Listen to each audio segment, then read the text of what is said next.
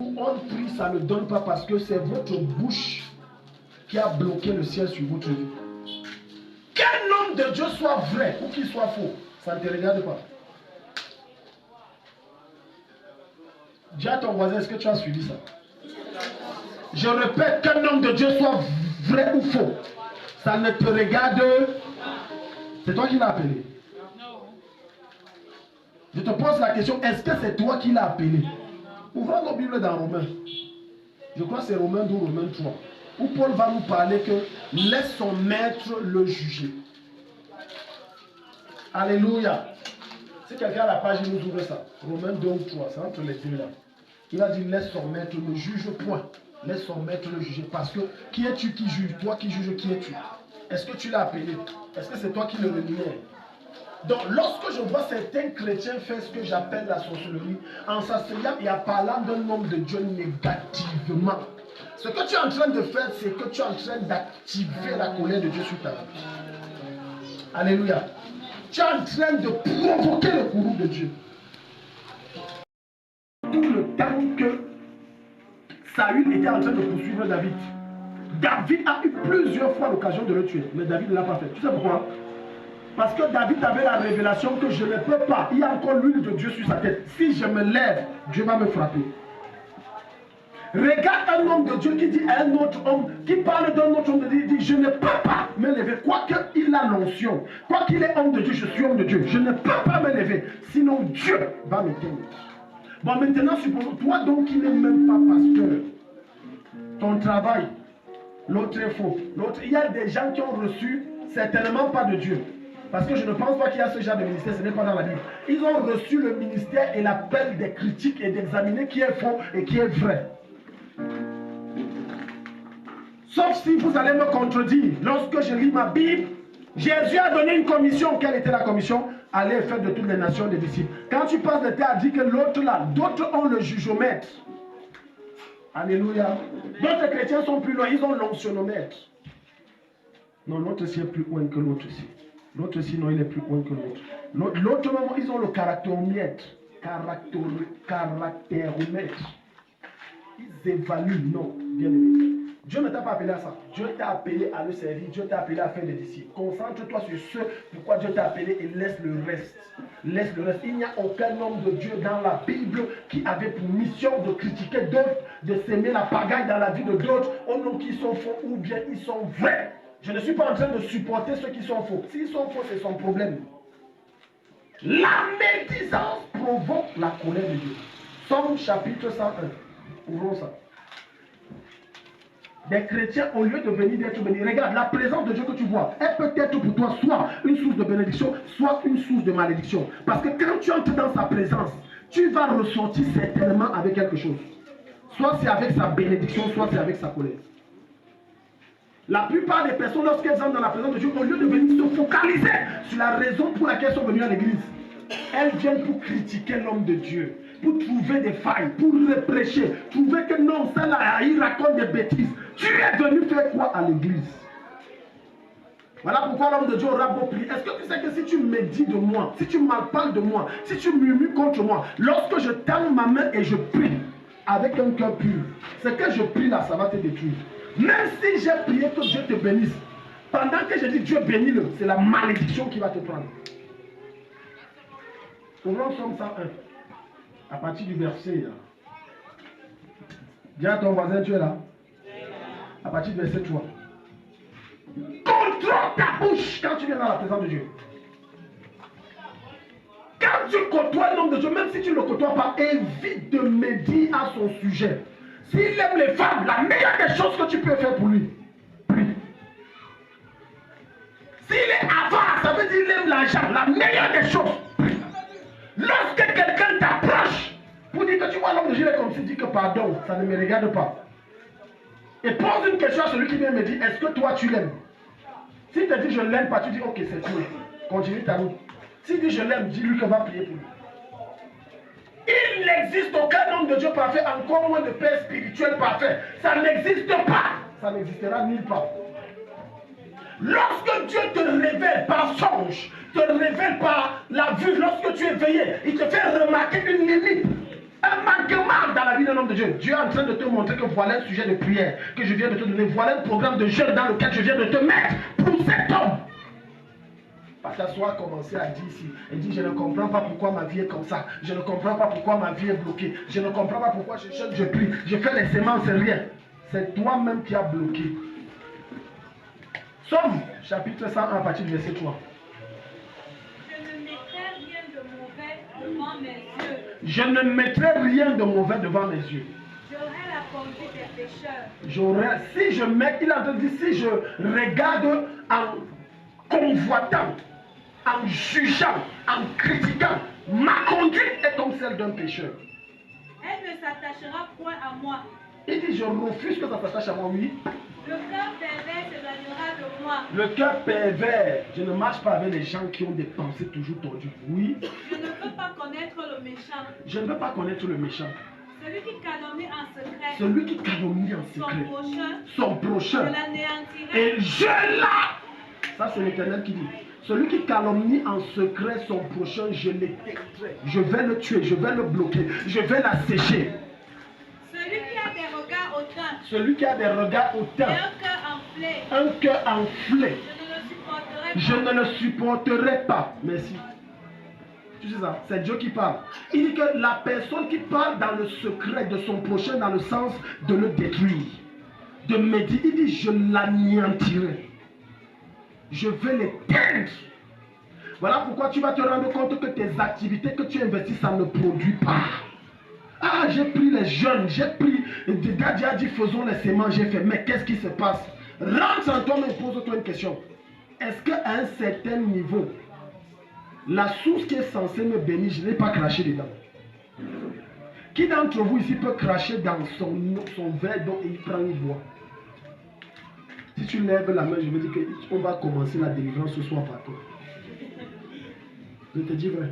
Personne ne peut cracher dans son jus, dans son verre d'eau et il prend une boit. C'est insalubre, c'est sale, c'est malsain, c'est impropre, c'est malpropre même. Personne. Bon, maintenant, quand tu arrives à la source qui doit te bénir, tu pisses sur ça, tu chies sur ça, tu craches sur ça. Et en même temps, après, quand tu as les problèmes, tu prends, tu bois. Ça produit quoi? La maladie. Tu es intelligent. Je prends l'image là pour te montrer comment, quand la source qui est censée te bénir, imagine toi, tu vas à une source où tu as l'habitude de puiser l'eau.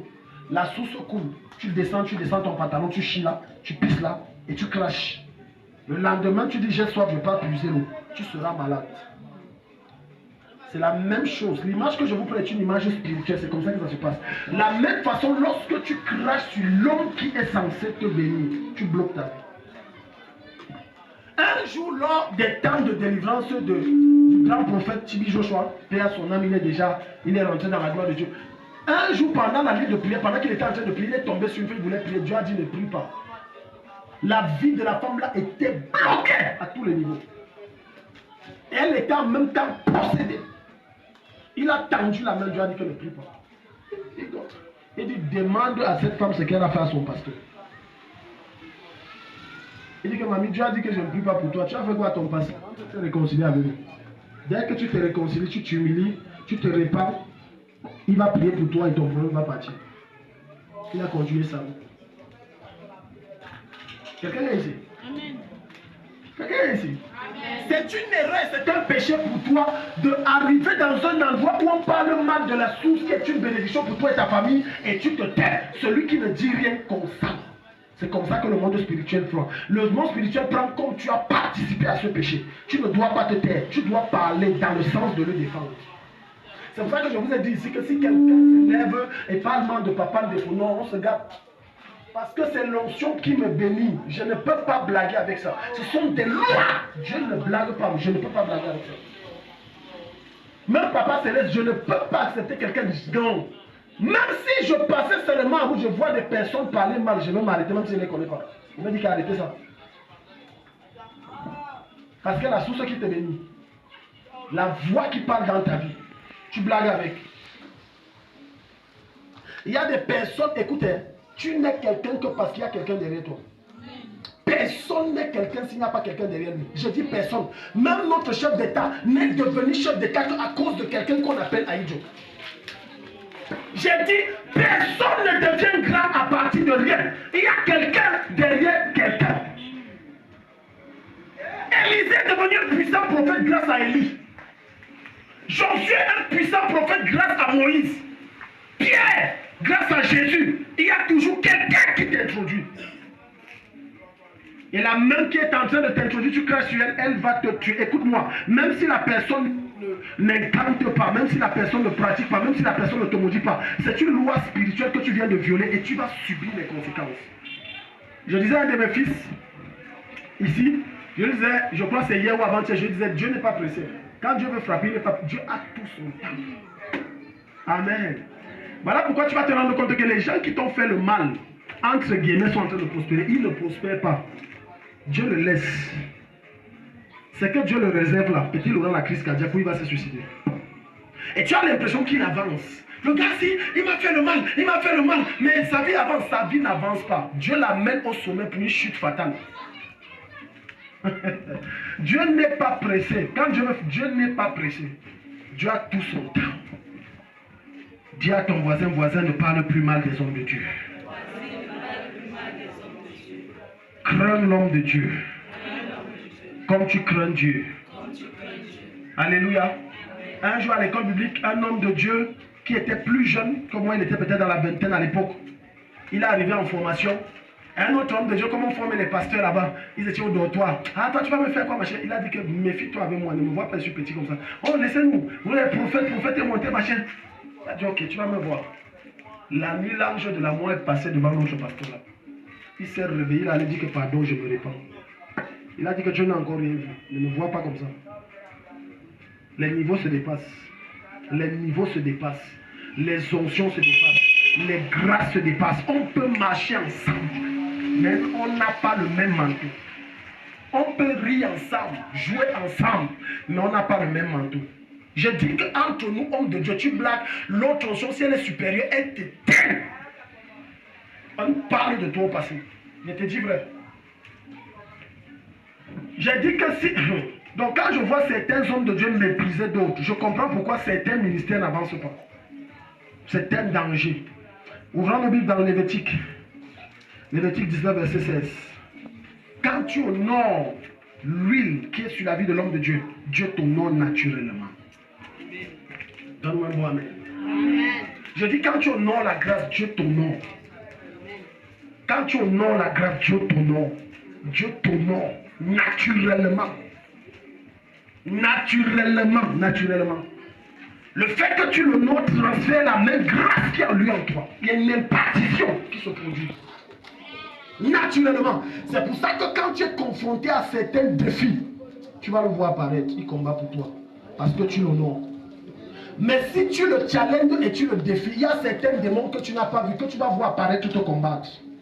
Certains problèmes que tu n'as pas connus, qui vont apparaître, ou qui avaient abandonné ta vie depuis, qui vont apparaître pour te combattre. Tous ceux d'entre vous ici, quand vous dormez ou vous êtes dans des situations où vous me voyez apparaître, c'est parce que dans votre cœur, vous m'honorez.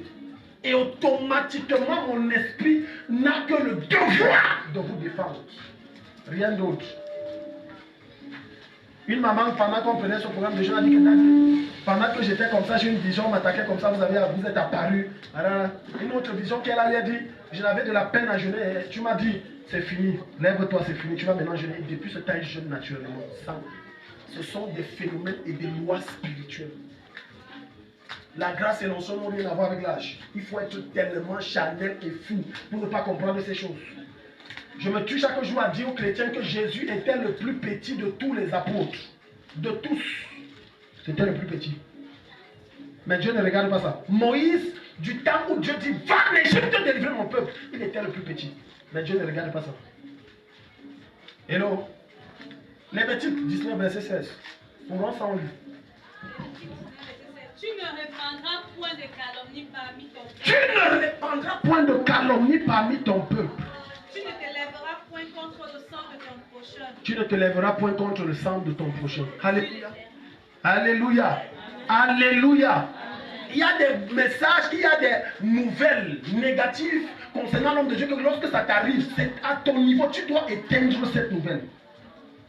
Tu dis, tu éteins ça, tu dis que ne parlez plus de ça, ça ne vous regarde pas. Tu éteins la nouvelle. Et la manière que tu fais là, ça honore et le ciel est content. Voilà pourquoi, écoute-moi, la Bible va te dire dans 2 Samuel à partir du chapitre 1, l'homme qui a tué Saül, il était tellement certain que comme j'ai tué Saül et que je vais rencontrer son rival, son adversaire, son ancien fils, David, David va me verser l'or. Il va me revêtir de diamants et de pierres précieuses. Il est venu dire au roi David, David, j'ai tué ton ennemi. Il était sur le champ de bataille, j'ai vu comme il était fatigué, j'ai pris et je lui ai tué. David t'a dit insensé. Comme tu n'as pas craint de lever la main contre lui, il n'a pas dit que merci, tu as tué mon ennemi. Quelle église nous avons aujourd'hui? Des personnes qui se réjouissent de l'échec et de la chute de d'autres personnes simplement parce qu'elles les combattaient. David t'a dit, comme tu n'as pas craint de lever la main contre loin de Dieu, ton sang retombe sur ta tête. Il a dit à son gars, frappe-le. On l'a frappé, il est mort. Hello. La calomnie, c'est pour les enfants. La calomnie, c'est pour les immatures. Les gens qui aiment murmurer, ce sont des personnes qui sont en train de démontrer simplement qu'elles n'ont pas la maturité de gérer certaines informations. Quand tu es mûr, tu dépasses le niveau des calomnies. Quand tu es mûr, lorsqu'il y a des choses que tu ne comprends pas, tu t'approches de la personne pour mieux comprendre. Tu ne cherches pas des informations à gauche à droite. C'est le signe de faiblesse de parler derrière. C'est un signe de faiblesse. C'est un signe d'immaturité, de limitation. Et ce genre de comportement ne provoque qu'une seule chose, la sécheresse. Dieu absorbe tout. Ça fait quand même les bénédictions qu'il a dit que je te donne, Dieu me reprend. Et tu dis que mais je ne comprends pas depuis un certain temps, je ne comprends pas qu'avec tous les efforts que je fais. Regarde ton cœur et observe tes lèvres. Qu'est-ce qui sort de ta bouche? Qu'est-ce qui est conçu dans ton cœur? Tu ne peux pas prétendre dire que j'aime Dieu, que tu ne vois pas. Mais que le pasteur, si je ne l'aime pas, que tu vois. Alléluia. Dis à ton voisin, tu dors. Ne dors pas ici. Le message s'y passe. Alléluia. Alléluia. Pour que l'onction de l'homme de Dieu fonctionne avec aisance dans ta vie, il suffit simplement que dans ton cœur, tu le nommes comme tel. C'est fini. Sa présence fait en sorte que n'importe quel esprit qui t'oppresse, ça part. Il n'a même pas prié. Sa présence, ça neutralise tout ça. Malheureusement, on est dans une église, l'église du 21e siècle, est le genre d'église qui veut des pasteurs parfaits. Parfaits selon eux. Quelqu'un est ici? Parfait selon lui. Non, là, oui, le message était bien, mais il n'a pas bien parlé de ça. Il devait bien parler de ça. Tu es Dieu.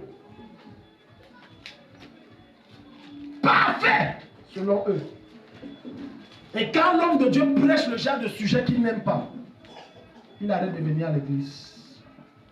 Maintenant, ce n'est plus Daddy, c'est ton pasteur. Quelqu'un est ici? Écoute-moi, quand tu n'as pas une certaine maturité de gérer certaines révélations, je ne te mens pas. Si tu es un pasteur qui n'a pas traité ton cœur, il y a des choses que Dieu te montre sur certaines brebis. Tu vas développer l'amertume. Cette semaine, je priais, Dieu m'a dit fais attention à tel. Dans l'église aussi. Fais attention à tel. Il a dit fais attention à tel. Fais attention. Maintenant, si tu n'as pas cette maturité, tu vas agir charnellement. Et tu ne vas pas laisser la maturité du caractère de Christ s'exprimer en toi. Et ça va causer ta perte. Alléluia. Depuis que tu connais ou depuis que tu pars à l'église, combien d'hommes de Dieu tu as déjà mis dans la sauce? Le nom des hommes de Dieu sont combien? Toi-même évalue. Combien d'hommes de Dieu? Celui qui quitte une église, la bouche fermée, est un homme sage. Ça veut dire que je ne suis pas d'accord avec ce qui se passe ici. Je porte une épée, moi je pars. C'est un homme. Dès qu'on aborde tel sujet, il dit j'ai tourné la page, je ne veux rien savoir. Avançons. Il est sage. Mais tu ne sais pas que l'homme de Dieu peut être dans l'erreur. Et tu te lèves et Dieu te frappe alors qu'il est dans l'erreur. Nombre 12. Les gens me regardent. Non, nombre 12. Je répète, l'homme de Dieu est dans l'erreur à 100%. Oui. Le gars là aime l'argent jusqu'à il dépouille les chrétiens. Vrai, vrai. Et tu te lèves et Dieu te frappe. Quelqu'un ici? Faites-moi la lecture.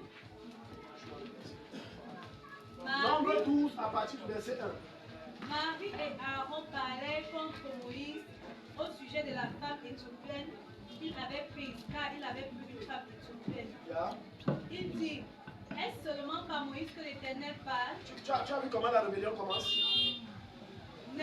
Avant que qui que ce soit passe à l'acte où parle, son cœur a d'abord parlé. Personne ne se met à murmurer de façon spontanée, non. Son cœur a parlé. Ça fait des mois que son cœur parle. Ce n'est pas maintenant. Oui. N'est-ce pas aussi par nous qui parle? N'est-ce pas aussi par nous qui parle? Et l'Éternel l'entendit. Et l'Éternel l'entendit. Continue. Or, Moïse était un homme fort patient, plus qu'aucun homme sur la face de la terre. Pourquoi ils se sont soulevés contre Moïse? Continue. Soudain, l'Éternel dit à Moïse, à Aaron et à Marie, allez, vous trois, à la tente d'assignation. Et ils y allaient tous les trois. L'Éternel descendit dans la colonne de nuée et il se tint à l'entrée de la tente. Il appela Aaron et Marie. Qui s'avancèrent tous les deux. Et il dit, écoutez bien mes paroles. Lorsqu'il y aura parmi vous un prophète, c'est dans une vision que moi, l'Éternel, je me révélerai à lui. C'est dans un songe que je lui parlerai. Il n'en est pas ainsi de mon serviteur Moïse. Il est fidèle dans toute ma maison. Il est fidèle dans tout. Est-ce que Dieu a soulevé le fait qu'il a pris une femme étrangère? Est-ce que Dieu a soulevé le fait qu'il a divorcé? Hein? Dieu a soulevé ça. Dieu sait que je vais gérer avec lui derrière. Pour le moment, c'est pas ça. C'est votre dossier que je viens de traiter. Continue. Je lui parle bouche à bouche. Je me révèle à lui sans énigme. Et il voit une représentation de l'Éternel. Pourquoi donc n'avez-vous pas craint de parler contre mon serviteur? Pourquoi n'avez-vous pas craint de parler? Ils n'ont même pas soulevé les gens. Ils se sont assis, comment? Ils croient qu'il est prophète plus que qui? Il a les visions plus que qui? Moi-même j'ai les visions. Moi-même souvent Dieu me transporte. Des fois je suis ici, mais les gens croient que je suis à l'église alors que je suis au Japon. Vous n'êtes pas tombé sur ce genre de chrétiens. Dès qu'ils ont des petites expériences avec Dieu, ils se comportent pasteur. Dès qu'ils prient pour 2-3 personnes, il y a la solution. Ils croient que le pasteur, non, le pasteur même là, c'est mon élève. Le pasteur, c'est mon ami. Quand il arrive là, il y a une façon arrogante et orgueilleuse même de dire bonjour, David. Même le sourire est en train de dire, il faut laisser ça. Moi-même, je prêche. Sauf qu'ils font là, ils ignorent qu'il y a une différence entre ce qu'on appelle l'onction et l'autorité. Continue. La colère de l'Éternel s'enflamma. Et il s'en alla. Contre eux et il s'en alla. La nuée se retira de dessus la tente. Et voici Marie était frappée d'une lèpre. Elle était quoi? Frappée d'une lèpre. Pourquoi Marie a été frappée? Juste parce qu'elle a dit non, c'est mon petit frère. Il n'y a pas d'histoire de famille en ce qui concerne l'appel. Tiens ici. Dieu appelle ton fils ou ta fille au ministère et tu le traites mal, Dieu te frappe. Parce que l'appel qui est dans la vie de ton fils ou de ta fille est d'abord prioritaire par rapport à toi. Non, ça va, assieds-toi. Merci beaucoup. Non, c'est mon frère, je te parle comme je veux. Je te parle, tu vas me faire quoi? Fous-moi le camp. Il tourne le dos, il fait le pied comme ça. Après un cancer, t'as pris. Il y a un homme de Dieu ici au Cameroun, actuellement il n'est plus au Cameroun. À l'époque, il était très jeune, il avait sa grande soeur qui le dépassait de loin. Il est venu parler à sa grande soeur, fous-moi le camp pour chose d'église, machin, tout. Tu m'arrêtes ça, machin. Il a dit ok, je sèche tes entrailles. Elle est restée où c'est 5 ou 8 ans dans le mariage sans enfant. Le temps passé après, c'est rappelé au résultat. Mon petit frère, s'il avait Dieu tout sur moi, parce que je l'avais aimé. Elle est venue, sa grande soeur est venue, ça, je lui ai dit que pardonne-moi, homme de Dieu. Elle n'est pas du petit frère. Parce que c'est ce modèle que Myriam et Aaron ont apporté. Ah, c'est notre. Parce que Moïse était le Benjamin de la famille, le plus petit, le dernier. Ah, c'est notre petit frère. Petit, il y a le droit d'aînesse. Dieu ne connaît pas les affaires de droit d'aînesse quand il y a déjà l'huile sur la tête de quelqu'un. Alléluia. Alléluia. Amen. Je vous interpelle afin que s'il y a quelqu'un dans votre famille qui est appelé comme pasteur ou prêtre, faites attention. Fais attention de le traiter n'importe comment. Tu risquerais de subir la colère de Dieu et la malédiction de Dieu. Fais attention de le traiter n'importe comment. Même s'il ne dit rien, Dieu ne laissera pas cette chose impunie. Fais très attention. Ah, fous-moi le cas petit. Tu parles comme ça à qui? Oh! Et après on ne comprend pas. Bam! Accident de circulation, tu es à l'hôpital. Il n'a rien dit. Alléluia. Dis à ton voisin, tu es là. Dis voisin, est-ce que tu es là? Voisin, est-ce que tu es là? Ésaïe 65, verset 12 à 15. Donc, lorsque tu veux prospérer, si tu veux voir des jours meilleurs, évite de murmurer contre loin de Dieu. Fais attention. Fais attention. Fais comment? Dis à ton voisin, fais attention. Dis à ton voisin, fais attention. Alléluia. L'onction n'a pas d'amis, l'onction ne connaît pas la fraternité, l'onction ne connaît pas la familiarité. Tout ce que l'onction connaît, c'est exercer les principes divins. Voilà tout ce que l'onction connaît. L'onction ne connaît pas que c'est mon frère, c'est ma soeur, c'est ma tante. L'onction ne connaît pas ces choses-là.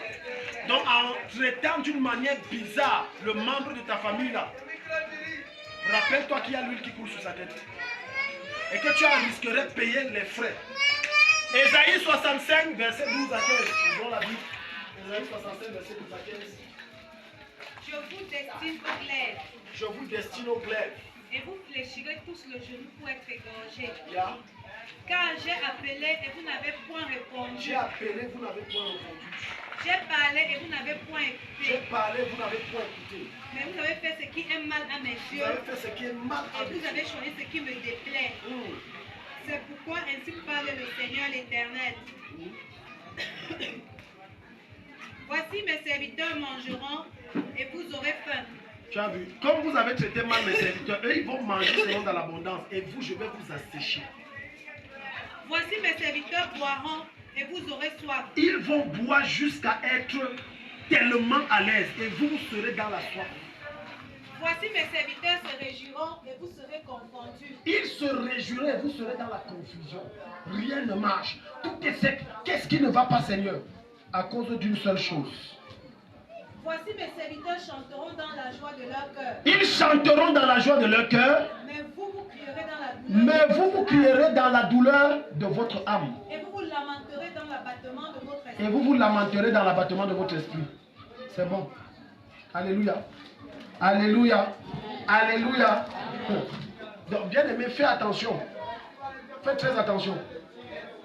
Fais attention. Si tu veux être béni, bénis l'homme de Dieu. Si tu veux être béni, honore l'homme de Dieu. Si tu veux être béni, évite, même si on te sort quelques preuves que ce soit que le type si est faux. La sagesse veut que quitte-le, mais ne dis rien. Quitte-le, mais ne dis rien.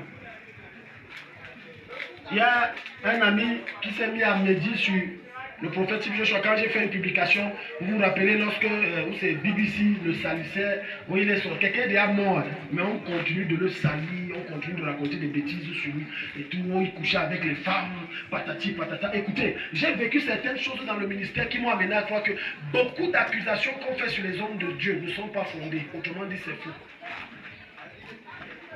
Alléluia. Alléluia. Moi, on dit que je travaille avec ou c'est quel esprit ou c'est le piton.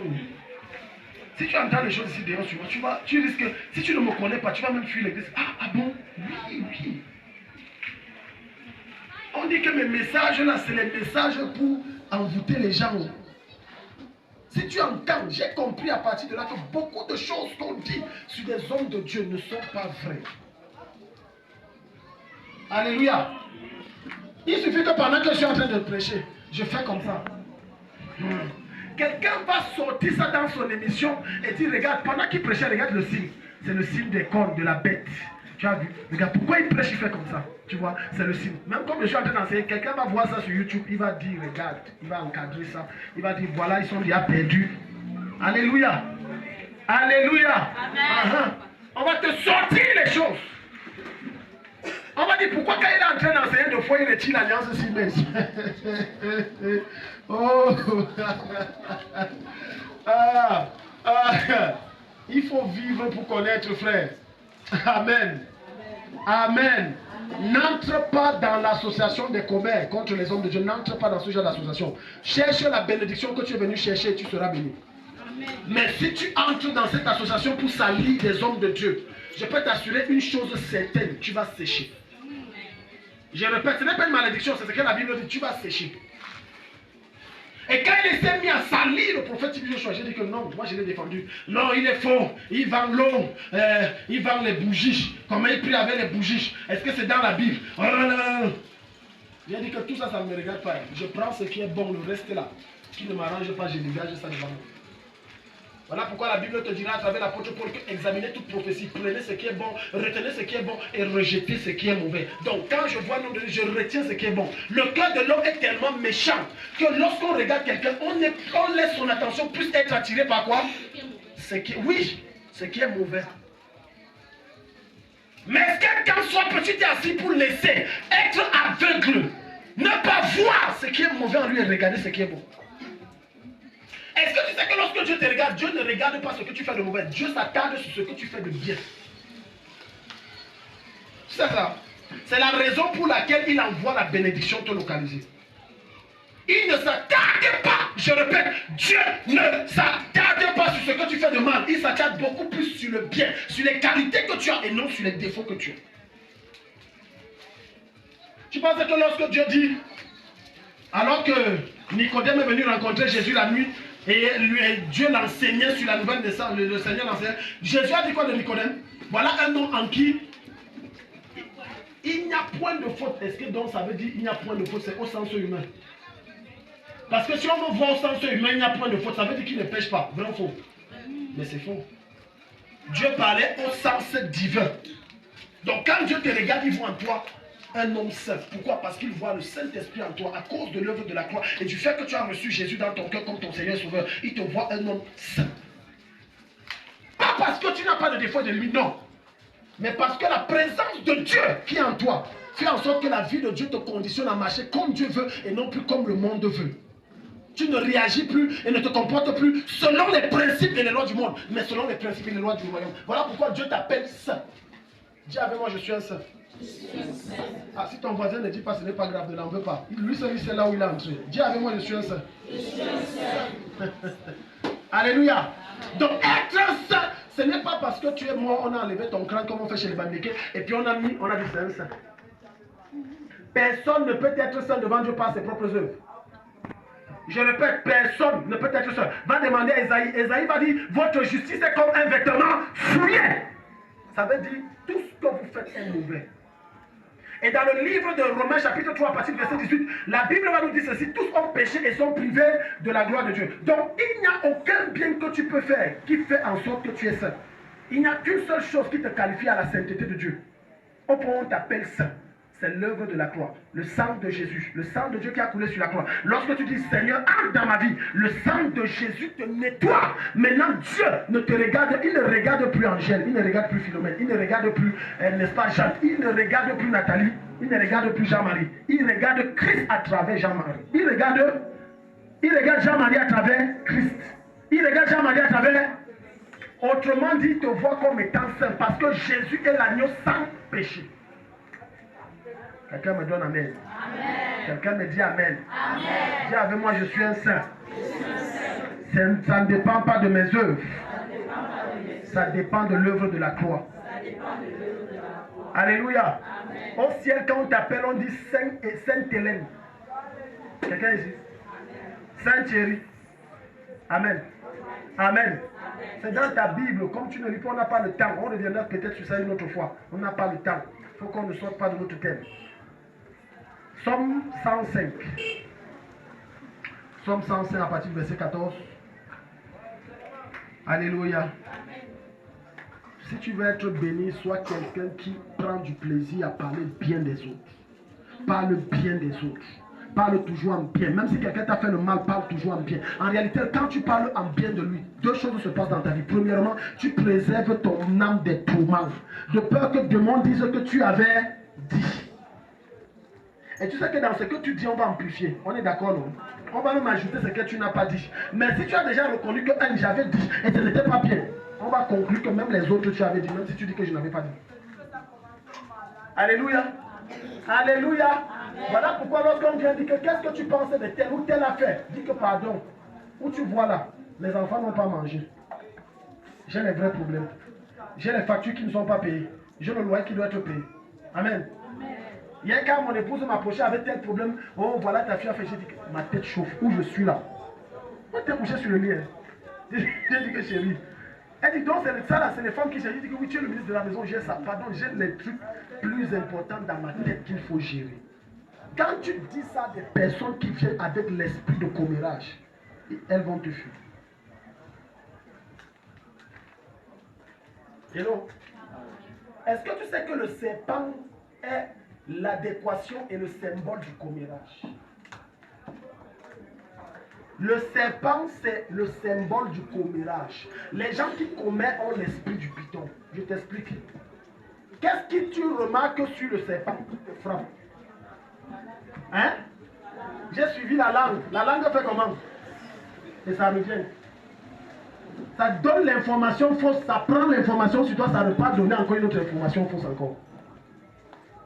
Donc quand tu es commère, tu vas... Tu as un esprit serpent. Dis avec moi, Faya. Pas sur ma vie. Pas sur ma vie. Quand tu es mature, écoute-moi bien, quand tu es mature, tu ne t'attardes pas sur les choses là. Tu as des vraies priorités. Quand tu es mature dans ta tête, tu n'as pas le temps de parler des autres. Tu as le temps de réfléchir premièrement comment je dois être agréable à Jésus. Deuxièmement, comment mes affaires doivent prospérer. Troisièmement, il y a des besoins dans ma maison qui doivent être résolus. Il y a tellement de choses qui peuvent occuper ton esprit. De manière à ce que tu ne te retrouves pas à parler. La plupart du temps, les gens qui commettent ce qui n'ont rien à faire de leur vie. Demande à ton voisin, tu n'as rien à faire de ta vie. Si tu n'as rien à faire de ta vie,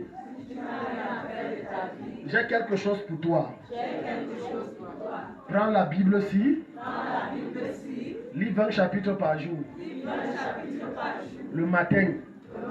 30 le soir. Et 10 à midi. Je peux t'assurer, le commérage va te fuir. Acclame pour toi-même. Alléluia. Alléluia. 90% de mon temps, c'est dans la présence de Dieu. Je n'ai pas le temps. Personne ne va se tenir dire qu'on a causé des... Jamais. Je n'ai pas... J'ai dit 90% de mon temps, c'est dans la présence de mon maître. J'ai dit 90%. Ma fille m'avait là demandé. Demandez à mon épouse. La plupart des gens qui m'appellent, ils vont toujours entendre quoi quand ils m'appellent? Je suis en prière. Bon, tu vas me dire que pendant que je prie, oui, tu as raison, moi j'avais remarqué. Oui, ce que tu dis là quand même, c'est vrai. Moi je ne suis pas d'accord. Ça, on appelle ça la sorcellerie. Moi je ne suis pas un sorcier. Donc je ne peux pas me retrouver dans les genres de choses aussi. Alléluia. Alléluia. Amen. La Bible là, écoute, tu n'es pas musulman. Dis ça à ton voisin. Dis à ton voisin, tu n'es pas musulman. Amen. Si quelqu'un avait compris, il devait comprendre que je suis en train de dire que chez les musulmans, on lit le Coran une seule fois de sa vie, c'est fini. Ça c'est pas. Oui. Dès que tu as lu là, c'est fini. Hein. Tu finis le Coran, finish. Je ne lis plus jamais le Coran de ma vie, c'est fini. Tu es ici. Chez nous les chrétiens, Dieu dit l'homme ne vivra pas seulement de pain, mais de toute parole qui sort de la bouche de Dieu. Donc tous les jours que Jésus a créé, tous les jours, tu dois lire ta Bible. Tous les jours, tu dois lire ta Bible. Le manque d'amen là décrit déjà comment les gens lisent la Bible une fois la semaine, une fois le mois, d'autres une fois le trimestre. Je te délivre de cet esprit au nom de Jésus. Amen. Alléluia. Amen. quand tu laisses ton âme être absorbée par Dieu, tu n'as pas le temps de parler des autres. Encore moins des hommes de Dieu. Dieu a permis que tu remarques un défaut, une limite chez un homme de Dieu. Prie pour lui. Jeûne pour lui. Intercède pour lui. Prends des neuvaines, des centaines, tout ce que tu veux. Prie pour lui, pour que ça change. Ne t'associe pas avec l'association des sorciers. Somme chapitre 1, il va nous dire quoi? Heureux celui qui ne marche pas. Ouvre-nous ça, ne ferme pas l'autre là, ouvre. Somme 1, j'aime trop le somme là. Ça c'est le verset que je te laisse rentrer avec et je prie que le Saint-Esprit te façonne, te change et te baptise à l'image de Jésus avec ce verset. Somme 1, à partir du verset 1, regarde. Heureux l'homme qui ne marche pas selon le conseil des méchants. Selon le conseil des méchants. Tu vois l'autre là, non, ce que je te conseille, ce que tu vas faire, non. Mets le poison, il mange ça, il meurt. Porte plainte, il part en prison. Fais ceci, ça c'est le conseil des méchants. Tout ce qu'ils te disent, c'est pour détruire ton âme, troubler ton âme. Il y a des conseils qu'on te donne, c'est pour nuire à ta vie. Ce n'est pas tout ce qu'on te dit que tu dois mettre en pratique. Il y a des conseils qu'on te donne, ça va empoisonner ta destinée. Voilà pourquoi lorsque tu as des problèmes, on ne présente pas la situation à tout le monde. Et non.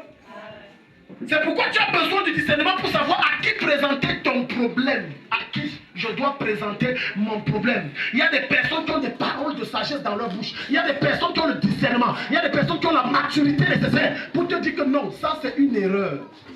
Hier j'ai reçu une femme de Dieu qui est venue me rencontrer. Elle dit vraiment, ouais, homme de Dieu, le ministère est difficile. J'ai éclaté de rire. Et je lui ai dit une chose. Si ça sort de ta bouche, ça veut dire que tu es sur le bon chemin. Mais non. Et elle m'a détaillé tous les problèmes. J'ai dit que tu es sur le bon chemin. Oh, comme tu vois, le mari de la femme là a débarqué à l'église. C'était une. Elle m'a dit que c'était la cata. J'ai ri, j'ai dit tu es sur le bon chemin. Alléluia. J'ai dit que ça veut dire que Dieu est dedans. Les Ivoiriens disent que Dieu est dans ça. Alléluia. Il dit que c'est bien, continue. Mais continue comment, homme de Dieu? Je te parle, je dis que non. Et je riais, je dis c'est bien. Alléluia. Parce que la plupart du temps, vous croyez que le mal qui vous arrive, c'est pour votre malheur. Non. Il y a des choses qui vous arrivent, c'est pour votre bonheur. Et je lui ai dit, ta fille qui est persécutée par son mari, qu'elle ne croit pas que comme elle s'est mise à genoux, ouais chérie, pardon, laisse-moi aller à l'église. Ouais, je t'en supplie. J'ai dit qu'on n'achète pas Dieu. C'est ton désert, c'est ta persécution. Même si elle se couche sur ses pieds, Dieu veillera, endurcira le cœur de son mari pour qu'il continue à la persécuter. Parce qu'elle doit passer par là. Les gens me regardent. Écoute, quand tu donnes ta vie à Jésus après une certaine période, même après 20 ans, parce que quand tu donnes ta vie à Jésus, le premier signe que réellement Dieu est avec toi, c'est qu'on te persécute. Tu es ici. C'est qu'on fasse quoi? La persécution commence par la famille. D'abord, Dieu excite le cœur de ton mari, parfois le cœur de ta femme. Alléluia. Oui, même de tes enfants. Oh, tes affaires de Dieu là, arrête tout ça, papa, c'est quoi ça? Oh, Dieu est monté, Dieu, c'est quoi? Oui, c'est Dieu qui est derrière. Et tu ne te... Ce n'est pas que je t'achète une voiture, tu me laisses tranquille. Non, achète même le camion. Dieu verra qu'il ne te laisse pas tranquille. Parce que tu dois passer par cette épreuve. Et cette épreuve doit assurer que tu es en Christ ou si tu es contre Christ. Ça doit te définir. Ça doit te situer. Continue, ma fille. Qui ne s'arrête pas sur la voie des pécheurs. Il ne s'arrête pas sur la voie des pécheurs. Et qui ne s'assied pas en compagnie des moqueurs. Il ne s'assied pas en compagnie. Je hais la moquerie. Moi, pasteur Takam, je hais la moquerie. Je hais. Je n'ai pas dit je déteste. Détester et haïr, c'est différent. Haïr est supérieur. C'est un niveau plus supérieur. Je hais la moquerie. J'ai déjà eu à côtoyer des personnes qui passent le temps à se moquer des plus faibles et des gens qui n'en ont pas. Je hais. Je prends des distances. Non, quand je vois ça, je te fuis. Je hais. Un jour, l'homme de Dieu vient ici, il y a un de mes fils qui descend là. Comme l'homme de Dieu est descendu de la moto, mon fils s'est prosterné pour arranger sa lacet. Il s'est mis à se moquer de lui. Il se moque de lui là devant lui. Il a plus dit qu'est-ce que tu as sans faire payer la moto. Ah, Zembro, l'église de Jésus. Il s'est moqué là, pas caché, avec sa femme. C'est moqué de lui. Alors il dit, trouve-moi 100 francs.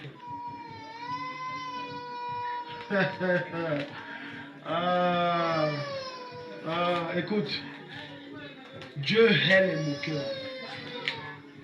Dieu hait. Dis à ton voisin, si tu te moques, Dieu te hait.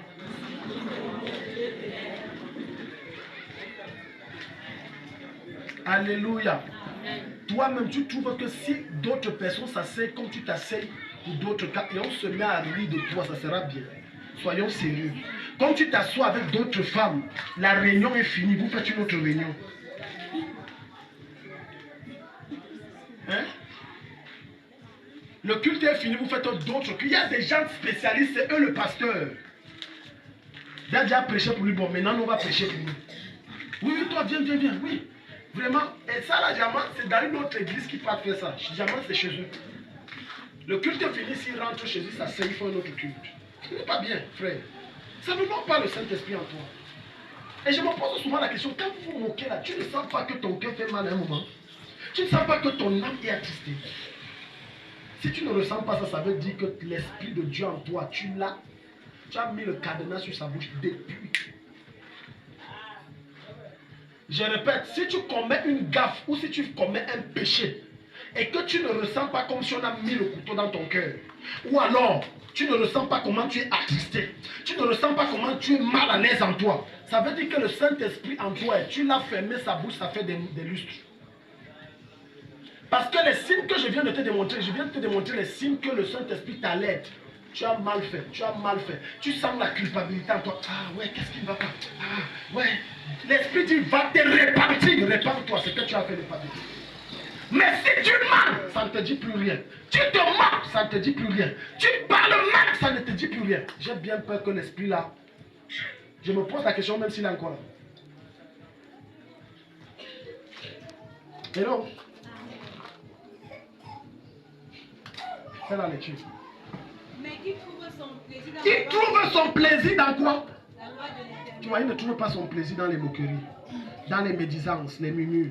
Il aime passer son temps dans la présence de Dieu. Quand c'est le vendredi, il y a culte, il vient. Le mercredi, c'est l'enseignement. Certainement, Dieu a une parole pour moi.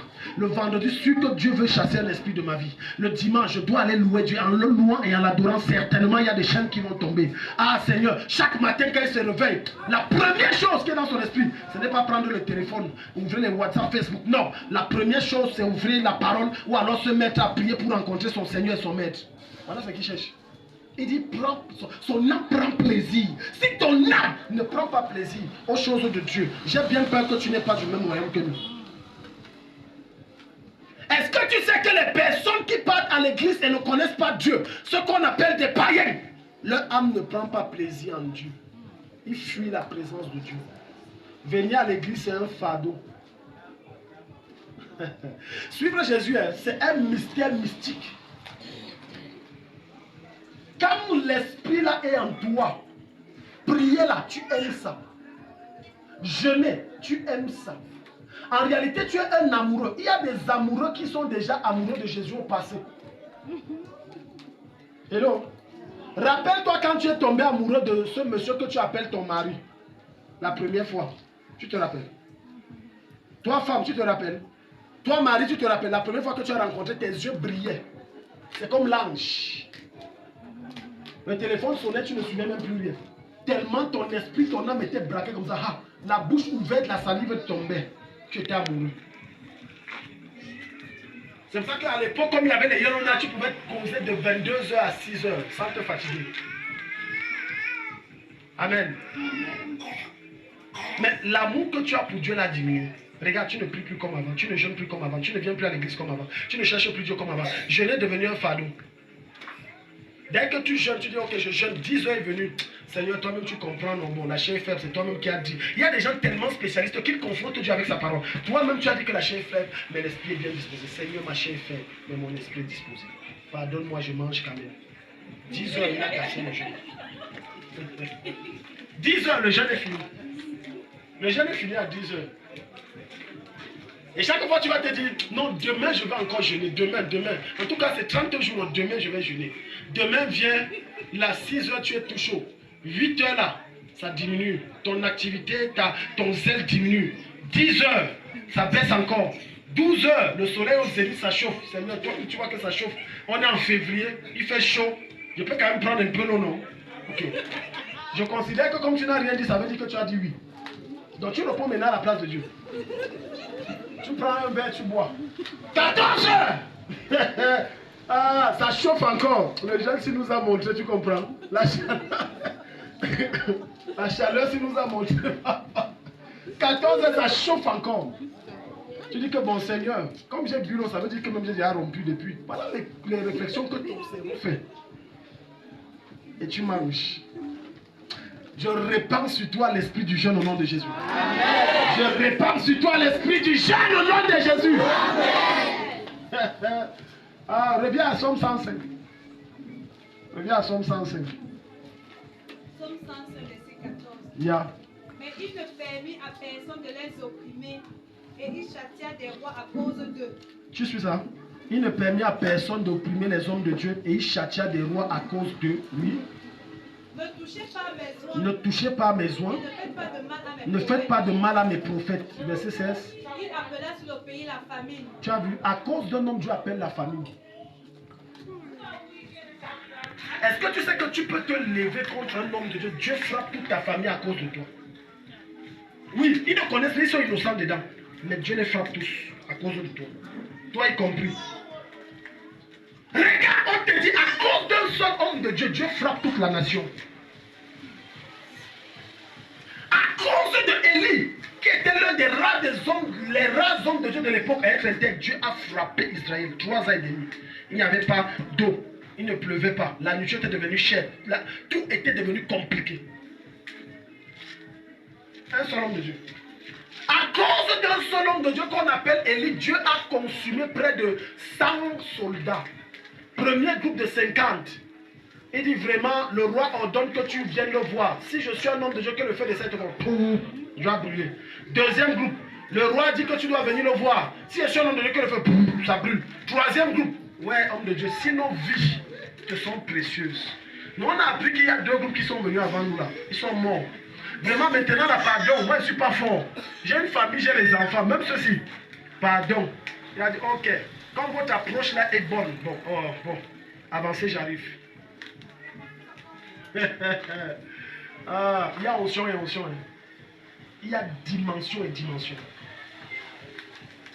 Continue. Non, c'est verset 16, non. C'est tout. Alléluia. 11e chose. Lorsque tu t'écartes des voies de Dieu, ça attire la colère de Dieu. Agé 1, 10 à 11. Ne courrouce jamais Dieu. La meilleure façon d'exciter la colère de Dieu contre ta vie, c'est lorsque tu fais ce que Dieu n'aime pas. Amen. Amen. Je vais te dire quelque chose. Parfois, il y a des révélations que j'ai. Je ne sais pas comment dire. Amen. Il y a des choses qui t'arrivent, c'est parce que tu as poussé Dieu. C'est parce que tu as excité Dieu. C'est parce que tu as énervé Dieu. Que ça t'arrive. Agé 1, 10 à 11. Tout à l'heure, je causais avec une jeune fille. On s'était vu ici à l'hôpital régional. L'enfant est né. C'était un garçon à 8 mois. Il pesait dans les 2 kilos quelque chose. 2,80 quelque chose comme ça. Et on me dit que vraiment l'enfant ne va pas bien, bien prier. Quand je prie pour l'enfant, Dieu me montre que les intestins là sont collés. Je lui dis que j'ai vu les intestins collés. Est-ce que l'enfant, si depuis qu'il est né, il a chié? Dit non, ne chie pas depuis qu'il est né. Et quand je priais pour l'enfant, je vois l'enfant là mort. Mais tu vas dire ça comment?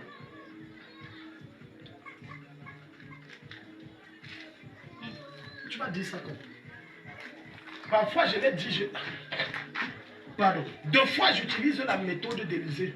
J'ai dit non, ça va aller. Mais je sais au-dedans de moi que ça ne va pas aller. Élysée l'avait fait. Si vous avez lu dans 2 rois, je crois à partir du chapitre 4 ou chapitre 5. Le roi a envoyé son serviteur, va voir l'homme de Dieu. Le roi était malade, le roi Azaël. Ouais, va voir si je me lèverai de cette maladie. Je suis tellement malade que j'ai l'impression que je vais mourir. Il arrive là, il dit que non, le roi vivra. Mais dans son cœur, il dit, l'Éternel m'a révélé qu'il mourra. Donc tu vois, il y a des décisions tellement lourdes à porter, tu ne sais pas. Et tout à l'heure, je cause avec la fille, et elle me dit, pardon, essaie de voir dans le monde spirituel. Comme tu as vu la dernière fois les intestins, et on est arrivé, parce qu'ils sont à Yaoundé. On a amené l'enfant, on a fait le scanner, les intestins sont collés. Elle dit, pardon, papa, dis-moi la vérité, vois et tu me dis. Je lui ai seulement dit du courage. Elle dit, du courage, ça fait... Ouais, ce n'est pas facile le travail que je fais. Du courage, ça veut dire quoi? Ça veut dire que ça va aller, ou s'il va mourir. J'ai dit, du courage, maman. Je ne comprends pas. J'ai dit que mamie, comme tu vois là, je vais quand même prier. Mais la vérité est que ton fils, je n'ai pas. Elle s'est mise à pleurer, à pleurer. J'ai dit du courage. Tu auras d'autres enfants, tu es jeune. Etc. C'est pas évident, mais... Parce que souvent les gens nous demandent, ils veulent qu'on leur dise ce qu'ils veulent entendre. Parfois tu veux la vérité, mais en réalité, ta chair ne veut pas la vérité. Ta chair veut sa vérité. Tu es ici. Tu es ici. C'est pour ça que parfois tu vas venir me dire, prions pour ça. Je vais quand même prier. Mais je sais déjà ce qui va venir. Mais je ne te dis pas. Parce que c'est pas facile de dire parfois la vérité aux gens que comme tu vois, surtout quand tu vois le zèle de la personne. Imagine-toi, quelqu'un a passé près de 6 mois sans dormir à chercher l'argent pour faire un concours. Et il fait le concours. La sueur de son front. Personne ne l'a aidé. Mais il vient dire que vraiment, il a dit, prions, je vais faire le concours de si. Quand tu fermes les yeux, tu vois que ça marche, ce n'est pas bon. Mais tu dis que prions parce que je crois aussi à la miséricorde de Dieu. C'est pas évident. Parce que des fois, les personnes vont te haïr pour bien. Vous ne connaissez. Il y a des gens que depuis ça, ils ne me cherchent plus. Ils ne me cherchent plus. Parce que des fois, tu vas dire ça, on va dire que non. Pourquoi? Parce qu'il ne veut pas entendre ce que tu lui dis. Il a autre chose qu'il veut entendre. Maintenant, pourquoi je lui dis ça? Je lui dis ça pour provoquer la foi dans l'espoir que la miséricorde de Dieu descende et que les événements tournent vraiment en sa faveur. Parce que si tu n'as pas une certaine maturité, si je te dis ça ne va pas donner, quel est le pourcentage que tu auras la foi que ça va donner prière? Vous avez la réponse. Si elle dit que ça ne va pas donner, ta foi est déjà voloc. C'est fini, c'est déjà sec. Ça ne va pas donner. La foi là, non. Mais quand je te dis que non, ça va aller, je parle par la foi, c'est pas un mensonge, je te dis ça par la foi. Et je te dis que la grâce de Dieu peut faire que ça aille. Prions. Agé chapitre 1, le verset 11. Donc quand tu excites la colère de Dieu, écoute-moi, c'est mieux d'avoir pour ennemi Satan que d'avoir Dieu pour ennemi. Parce que lorsque Dieu est ton ennemi, tu vas prier qui pour te délivrer? Hein? Tu vas jeûner pour qui? Les prières sont élevées vers Dieu, pas vers un homme. Mieux encore, tu as des problèmes avec le diable, tu l'insultes même. C'est Gérard, tu te caches derrière Jésus, Jésus te défend. Mais si tu te lèves contre le défenseur, qui va te défendre?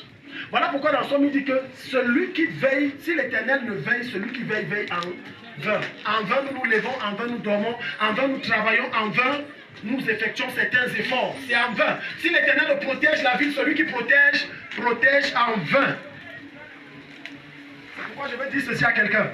Quelles que soient les déceptions que tu as eues, entre guillemets, venant de Dieu, parce que Dieu ne déçoit jamais. Ne l'abandonne jamais. Je répète, quelles que soient les déceptions que tu as eues, tu as prié, ça n'a pas marché. La personne est quand même morte. N'abandonne jamais le Seigneur. Parce que dans tout ce qui nous arrive, Dieu n'est jamais fautif. Alléluia. Alléluia. Parfois, certaines choses tardent dans ta vie. C'est parce que tu as posé un acte que tu ne devrais pas poser. C'est parce que tu as dit une parole que tu ne devrais pas dire. C'est parce que tu marches avec quelqu'un que tu ne devrais pas marcher. C'est parce que tu te comportes d'une manière que tu ne devrais pas te comporter. Au cours de la semaine, je crois que c'est mardi, dans l'après-midi, pendant que je suis en train de prier, une de mes filles qui a Garoua, Dieu me montre comment elle est dans la vie de débauche, etc. Et je lui fais le message. Je dis que vraiment, répands-toi parce que Dieu me montre que ta foi, ta flamme a baissé et tu mènes une vie qui n'honore pas le Seigneur. C'est dans mon WhatsApp, elle m'écrit là-bas, elle dit que oh, elle était toute excitée là, oh je me répands, vraiment que Dieu ait pitié de moi. Et c'est là où elle me dit ceci, écoute bien, très bien. Et vous allez comprendre que ce n'est pas Dieu qui est le problème, c'est vous qui êtes le problème. Dieu ne te dira jamais quand est-ce qu'il viendra te visiter. Dieu ne te dira jamais quand est-ce qu'il apportera l'exaucement dans ta vie. Dieu ne vient à un temps où tu ne t'attends pas. Voilà pourquoi le Seigneur dit que je viendrai comme un voleur. Elle me dit, j'ai eu ce songe prophète. Parce que c'est comme ça qu'elle m'appelle. J'ai eu ce songe prophète. Dans le songe, 2 hommes sont entrés chez moi. C'était des anges, éclatants et brillants. Et quand ils sont arrivés, ils m'ont trouvé dans une posture que je ne devrais pas. Dans une vie de débauche. Et l'un des anges, ils avaient un cadeau en main pour me remettre. C'était mon emploi, c'était mes bénédictions, tout ce qui va avec. Et l'un des anges a dit qu'elle n'est pas dans la condition qu'il faut pour lui donner. Il est reparti. L'autre ange étant resté lui a dit, revois tes voies. Et il est aussi parti. Et quand elle s'est réveillée, elle a dit que j'ai perdu mon opportunité. Et elle savait. Maintenant, je te pose la question, est-ce que c'est Dieu le problème? Est-ce que c'est Dieu le problème dans ta situation? Ce n'est pas Dieu, ce n'est jamais Dieu, ça ne sera jamais Dieu. Jamais. Jamais. Jamais. Regarde une petite erreur parce qu'elle a manqué de persévérance. En réalité, je la voyais forniquer et faire les choses, la boire et tout ça, machin, tout. C'est ce que je voyais. Et j'ai dit que ta vie là n'est pas propre. Et voyez-vous, le diable est spécialiste d'une chose. Lorsque Dieu est sur le point de te bénir, Satan te pousse, envoie ce qu'on appelle l'esprit de découragement. L'esprit de découragement invite son cousin qu'on appelle l'esprit du péché. Et c'est au moment où tu t'égares de Dieu que l'ange est là avec la bénédiction. Prends. Oh, il n'est pas dans les postures, bon, je repars avec. C'est que je te dis, ce n'est pas une histoire, c'est un truc réel, c'est dans mon téléphone. Donc, chaque fois que tu es sur le point de rétrograder, d'abandonner, sache que Dieu est sur le point de te visiter. C'est Satan qui veut que tu abandonnes. Ça veut dire que les anges sont déjà là pour te visiter. Mais le diable te convainc et te dit que, ah non, il faut laisser. Dieu, tous les jours, tu jeûnes là, ça a donné quoi? Tu pries là, ça a donné quoi? C'est pour ça que je vous ai enseigné ici que beaucoup ne le savent pas. Lorsque tu ne pries plus comme avant, tu pêches. Lorsque tu ne jouis, si tu n'as pas de vie de prière, tu pêches. Le péché n'est pas seulement mentir, voler. Quand tu ne pries pas, tu pêches. Prier est obligatoire. Avoir une relation avec Dieu est obligatoire. Jeûner est obligatoire. Chercher la face de Dieu est obligatoire. Lire la parole de Dieu et la mettre en pratique sont obligatoires. Voilà pourquoi Dieu donne cette instruction, Josué 1:8, que ce livre de la loi ne s'éloigne point de... Il demande ton avis. On appelle ça quoi? C'est un ordre. Lis ça. Et Jésus dira dans Matthieu 26, verset 41, quoi? Veillez et priez. Il ne demande pas ton avis, il dit prie. Non, moi vraiment, c'est quand je suis humain que je prie. Tu pêches. Le jour où tu ne pries pas, tu pêches. Si tu ne pries plus comme avant, tu as péché. Voilà pourquoi dans le livre d'Apocalypse chapitre 2, le Seigneur m'a dit, tu as perdu ton premier amour. Reviens donc dans ton premier amour. Sinon je viendrai, je ferai quoi? J'arracherai ma couronne de tes mains, de ta tête. J'enlèverai. Donc tu vois que le premier amour dont il est en train de parler, c'est la relation que tu avais. L'amour, l'engouement que tu avais pour le Seigneur. Avant, quand tu perds ça, tu pêches. Les chrétiens croient que non, le péché c'est seulement lorsque j'ai les mauvaises pensées, lorsque je mens, lorsque je vole, lorsque... Non, c'est au-delà de cela. Lorsque tu violes les lois de Dieu, lorsque tu ne mets plus en pratique les principes de Dieu, tu pêches. Dis à ton voisin, est-ce que tu as entendu? Dis voisin, neighbor, are you getting it? Very well. Alléluia. Demande à ton voisin de te donner l'interprétation de ce que tu viens de dire alors. Agé chapitre 1. Les gens ont entendu le chinois, je te rassure. D'autres, c'est le parler en langue. D'autres, c'était l'allemand. Mais je peux te rassurer une chose, c'est l'anglais. Agé chapitre 1, 10. À partir du verset 8 même. À 11. Montez sur la montagne. Yeah. Apportez du bois et bâtissez la maison. Montez sur la montagne, apportez du bois et bâtissez la maison. Regarde l'ordre que Dieu donne. Bâtissez ma demeure. Bâtissez. C'est un ordre. Bâtissez ma demeure. Construisez ma maison. Ma maison est en péril. Je n'ai pas où je pose ma tête. Bâtissez. Tout comme dans cette assemblée, Dieu nous a dit quoi? Finissez, lancez les contributions. Finissez. Quand tu vas aller dans Exode chapitre 25, l'Éternel dit à Moïse, dis au peuple que chacun amène une offrande pour bâtir ma demeure. On n'a pas le temps, sinon on aurait lu. Exode 25, c'est écrit noir sur blanc. Il dit convoque le peuple. Le peuple, dès qu'ils ont entendu que c'est Dieu, chacun amenait de partout. Regarde, Dieu donne dans l'instruction, il dit, bâtissez, allez-y. Oui. J'en aurai de la joie et je serai glorifié. J'en aurai de la joie, je serai glorifié, dit l'Éternel. Vous comptiez sur beaucoup. Vous comptiez sur beaucoup. Et voici, vous avez eu peu. Mais voici, vous avez eu peu. Vous l'avez rentré chez vous. Oui. Mais j'ai soufflé dessus. Vous avez entré chez vous, mais j'ai soufflé dessus. Pourquoi dit l'Éternel des armées? Pourquoi dit l'Éternel des armées? À cause de ma maison qui est détruite. Tandis que vous vous empressez chacun à construire sa maison, alors que la maison de Dieu n'est pas construite, à bâtir sa maison, à embellir sa maison, à ranger sa maison, à rendre jolie, mettre les parfums, mettre les tapis et tout ça, alors que dans ma maison il n'y a rien. Tu ne suis même pas, tu ne transpires même pas pour réfléchir, alors que j'ai donné l'ordre de bâtir ma demeure. J'ai dit, ah bon, je vais souffler sur vos avoirs. Tout ça sèche. Comme ça, nous tous on paie aussi. Je paie, tu paies. Mais moi, je ne paie jamais. Dieu ne paie jamais. C'est pourquoi les cieux vous ont refusé la rosée. C'est pourquoi les cieux, quand il parle des cieux, vous ont refusé. Il dit, lorsque vous priez, ça ne produit pas d'exaucement. C'est ça qu'il est en train de dire. Ça vous refuse la rosée. La rosée représente l'exaucement. Il dit, lorsque vous criez, vous jeûnez, il n'y a pas de suite. Parce qu'en réalité, j'ai donné un ordre, mais vous n'obéissez pas à mon ordre. Chacun marche comme il pense. Hello? Hello? Dis à ton voisin, est-ce que tu es ici? Parce que moi, d'autres, ils me regardent comme ça, d'autres ont les yeux comme s'ils dorment. Ou bien, il y a une manière que les sous-là regardent souvent. Là. Je crois que les yeux, ça ne se ferme pas. Le gars, il était dit que, fini, je vais te montrer. Continuons. Et la terre a refusé ses produits. La terre refuse ses produits. Ça veut dire les efforts que tu produises dans ce que tu es en train de faire dans tes activités, ça ne donne pas. J'ai appelé la sécheresse sur le pays. J'ai appelé la sécheresse. Sur les montagnes. Sur les montagnes. Sur le blé. Sur le mou. Sur l'huile. Sur l'huile. Tu vois les matières de base. C'est bon, Manu. Dieu a dit que je sèche ça. Regardez, je vous ai toujours dit que lorsque je me lève dans cette église pour faire quelque chose, je ne me lève jamais de moi-même. Je prends la peine d'écouter Dieu. Je ne me lève jamais. Les tonnes-ci que vous voyez, si papa Jean-Marie se rappelle, nous avons lancé la quête des tonnes. C'était en février 2022, lorsque la Russie envahissait l'Ukraine et les prix avaient flambé. S'il se rappelle, les prix augmentaient. Aujourd'hui, c'était 15 000, 6 mètres. De moi, on arrive, c'était 20 000. C'était ça, non? Ça ne cessait d'augmenter. Mais l'argent ne faisait qu'entrer. Parce que Dieu avait dit, mettez les tonnes. J'ai dit à Dieu, mettre les tonnes. J'ai d'abord lancé les contributions. Toi, tu as vu, ça n'a rien donné. Dieu a dit que j'étais dit, mettez les tonnes. Dis aux gens là de contribuer. Je vous assure, ça nous a coûté dans les 300, 400 000. Ça. Les tonnes, si c'est les tonnes zinc, c'est pas. Ça coûte cher. On te dit 6 mètres 20 000. On a environ entre 12 et 14 feuilles de tonnes. Calcul. Ça, c'est sans parler les lattes, les clous, les machins, les ceci, les cela. Et l'argent est sorti. On n'était pas nombreux comme on est aujourd'hui. Dieu a dit, fais, j'ai seulement obéi.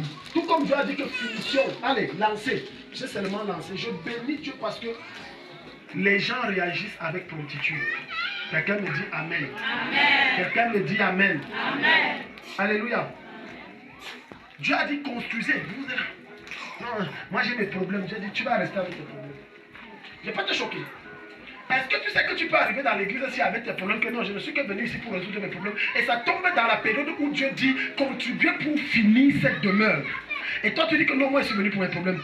On prie si ça ne donne pas. Tu pars ailleurs. Dieu s'arrange que tu vas dans une église où il faut quelque chose pour finir. Tu contribues. Tu fuis là-bas, tu pars ailleurs. Dieu a encore conduit tes pas sur un autre, il faut encore contribuer pour la maison. Dis à ton voisin, ne lutte pas contre Dieu. Ne lutte pas contre Dieu. Ne lutte pas contre Dieu. Alléluia. Amen. Beaucoup d'entre vous, sinon la plupart, vous travaillez. Vous avez un salaire le mois. Vous êtes sûr que par mois, je prends, j'ai 200 000, j'ai 250 000, j'ai 100 000, j'ai 50 000. Vous avez quand même un salaire. Mais moi, c'est Dieu qui me paye. Je n'ai pas de salaire, c'est Dieu qui me paye. Mais moi, mon épouse, on investit dans l'affaire de Dieu. Jusqu'à tu n'as même pas l'idée. C'est Dieu qui nous paye. On ne connaît même pas, je vous assure, on marche par la foi, on ne connaît même pas si le loyer sera payé. On marche seulement par la foi. Il n'y a pas qu'il y a l'argent du loyer à côté, l'argent de la lumière. On marche par la foi. Et Dieu fait le reste. Si nous on fait ça, alors que nous, c'est vrai que sur le Seigneur, on appelle revenu le mois. Ça veut dire que toi qui es revenu le mois et qui connais tes entrées, tu dois faire mieux. Dis Amen. Amen. Il y a des engagements sur lesquels je me lance, frère. Je ne connais pas comment ça va se passer. Je sais que ça va s'accomplir. Je vous parle devant le Seigneur. C'est ma manière, depuis plus des années que je marche avec le Seigneur. Depuis que le Seigneur s'est révélé à moi que ne vous inquiétez de rien. Ce verset, Matthieu 6, je vous assure, je vais de victoire en victoire. Je ne connais pas, mais je m'engage. Alléluia. Voilà mon frère qui se marie. La même période, voilà mon épouse qui soutient. Même période, tout ça. Même période. J'ai encore une soutenance de thèse d'un pasteur. On a dit que contribuer tel. Il y a encore quoi là, chérie? Je il y a encore quoi? Regarde le mariage de ma belle-soeur, là, voilà à côté là-bas. Il faut contribuer. Si je te cite, c'est plein. Et tout ça, c'est que c'est dans une période comme ça. Tu penses que je stresse? Ah, il y a no stress. Dieu va pouvoir. Dis à ton voisin, Dieu pourvoit toujours. Si tu lui fais confiance. Si tu lui fais confiance. Sans parler qu'il faut aussi contribuer pour l'œuvre de Dieu, patati patata. Sans parler qu'il y a les membres de l'église, tels vont te dire, Daddy, ça ne va pas. Ma chérie, tu dois sortir l'argent, etc. Sans parler qu'il y a les charges de la maison. Sois obéissant quand Dieu te parle. Sois obéissant quand Dieu te parle. Il n'y a que des bénédictions quand tu es obéissant à la voix de Dieu. Il n'y a que de malédictions lorsque tu es rebelle à la voix de Dieu. Sois obéissant. Plus tu obéis à Dieu, plus tu libères ton âme de certains actes et de certains combats. La meilleure façon de sortir de certaines batailles, c'est de faire confiance à Dieu. Donne-moi un amen. Amen. Si tu ne veux plus que certains démons te pourchassent et te font la guerre, fais confiance à Dieu.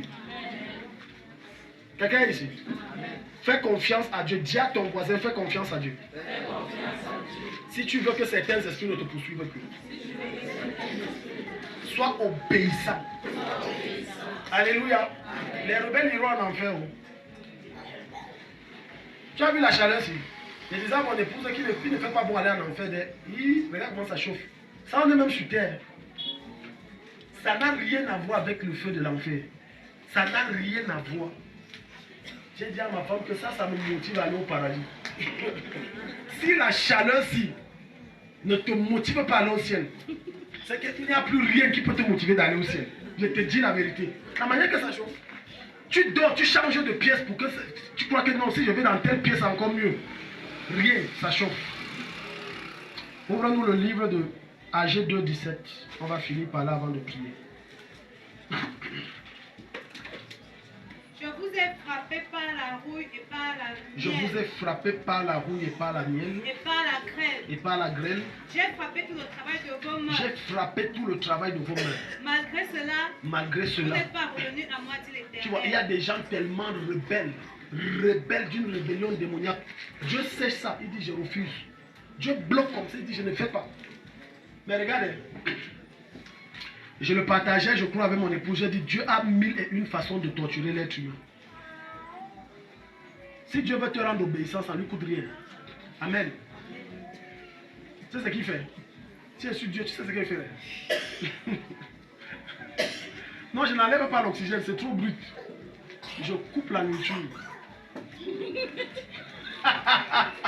Je sèche les greniers. C'est fini. C'est tout, hein. Dieu bloque la nourriture. Toi et moi, on sait qu'ici, on va devenir des sauvages. Vrai ou faux? Vous ne vous rappelez pas des événements de 2008 au Cameroun?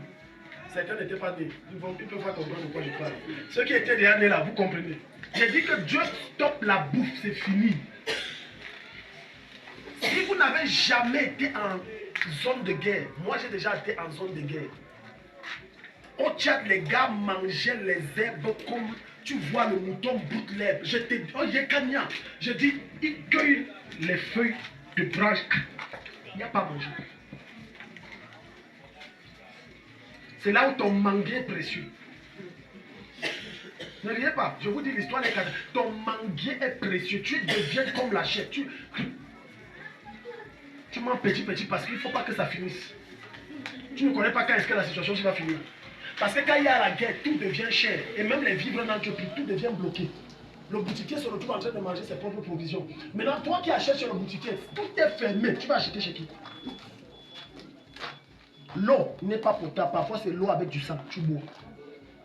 Ne bois pas l'eau. La rébellion. Dis avec moi, je hais la rébellion. Je refuse d'être rebelle. Mon cas est différent. Je suis le reflet de Jésus-Christ. Oh Dieu, change mon cœur.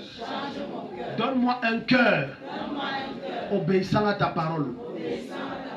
Au nom de Jésus-Christ. Amen. Acclame le Seigneur.